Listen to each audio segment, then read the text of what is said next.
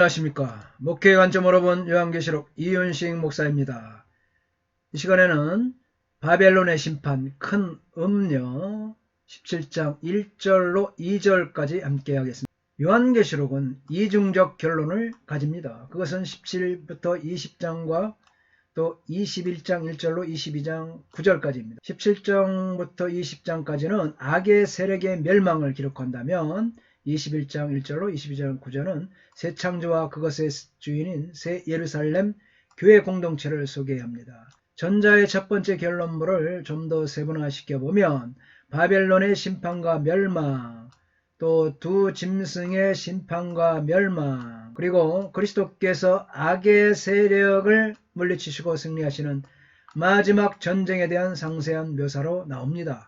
바벨론과 새 예루살렘을 보겠습니다. 이 바벨론을 보면 땅의 왕들이 더불어 음행을 행했던 음녀이다. 바벨론의 영광은 그의 제국을 착취한 것이다. 바벨론은 나라들을 더럽히고 기만을 하지요. 바벨론은 땅의 왕들을 지배합니다. 바벨론의 사치스러운 부는 모든 세상으로부터 얻은 것입니다. 새 예루살렘을 보면 어린 양의 안에 거룩한 신부 21장, 그 광채는 하나님의 영광이죠. 땅의 왕들이 그들의 영광을 새 예루살렘으로 가지고 들어옵니다. 땅의 왕들이 그들의 나라들의 영광과 존귀를 새 예루살렘으로 가지고 들어옵니다. 속된 것이나 가증한 일 또는 거짓말하는 자는 새 예루살렘에서 제외됩니다. 바벨론은 가증한 것들과 부정한 것들과 미혹해하는 것들로 충만합니다. 바벨론은 술로 나라들을 취하게 합니다. 살육자의 피가 바벨론, 하나님의 백성이 바벨론으로부터 나오라고 요구받습니다. 새 예루살렘은 속된 것이나 가증한 일 또는 거짓말하는 자는 새 예루살렘에서 제외됩니다. 생명수와 생명나무가 나라들을 치료하기 위해 있습니다. 생명과 치료, 하나님의 백성이 새 예루살렘으로 들어가도록 요구받습니다. 짐승을 탄 음녀 바벨론 1절로 3절 말씀이죠. 17장과 18장은 큰 음녀 로마에 대한 하나님의 심판을 묘사합니다. 로마는 대의를 반대하는 이방인들의 반대의 성체와 같은 곳입니다. 17장은 성도들의 피를 마시는 큰 음녀인 로마에 중점을 두고 있습니다. 또한 17장은 전달하는 천사가 상징들의 의미를 설명하는 것을 묘사합니다. 1절, 또 7 대접을 가진 7 천사 중 하나가 와서 내게 말하여 이르되 이리로 오라. 많은 무리에 앉은 큰 음녀가 받을 심판을 내게 보이리라. 카엘된 헤스 엑톤 헤프타 앙겔론 톤 에콘톤 타스 헤프타 피알라 스카이 엘랄레센 멧 에물 레곤 듀로 데익소소이토 크리마 테스 포르네스테스 메갈레스테스 카데메네스 에피휘다톤 폴론. 그리고 사발들을 가진 7 천사들로부터 하나가 왔다. 그리고 그가 나와 함께 말하기를 너는 오라. 내가 너에게 많은 물들 위에 앉아있는 큰 창녀의 심판을 보여줄 것이다. 많은 물은 백성과 무리와 열국과 방언에 대한 상징적 표현입니다. 큰 음녀 포르네스 메갈레, 이 큰 음녀는 바벨론을 의인하여서 표현한 것이죠.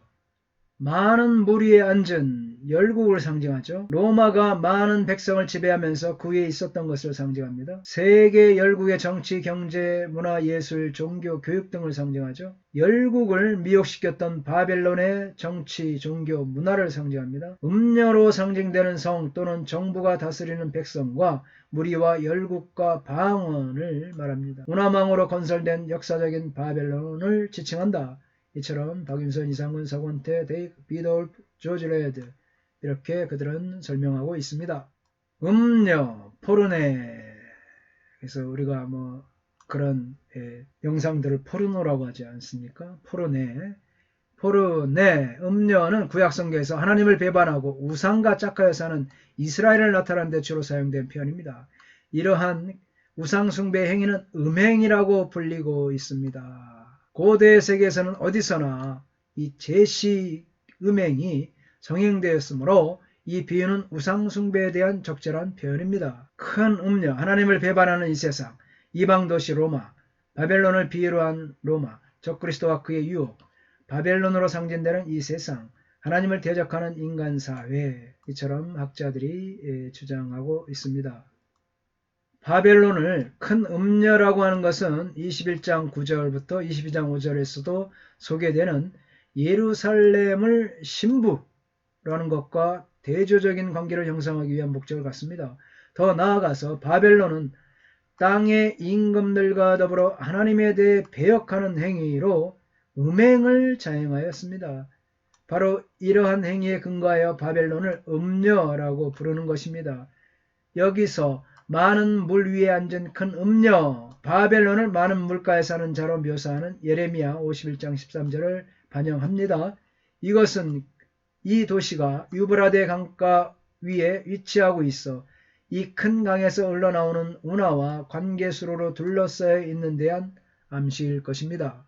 바벨론이 많은 물 위에 앉은 것은 바벨론의 나라들에 대한 주권을 말하는 것입니다.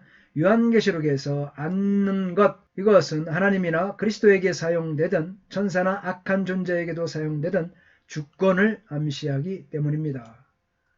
바벨론에 대한 심판의 메시지, 말하는 자, 대접을 가진 천사다, 권세를 가진 빛나는 천사, 하늘에서 음성이 들리고 땅의 왕들, 땅의 상인들, 선원들, 하늘에서 음성, 힘센 천사. 메시지를 보면 대접을 가진 천사는 짐승과 바벨론의 멸망이다.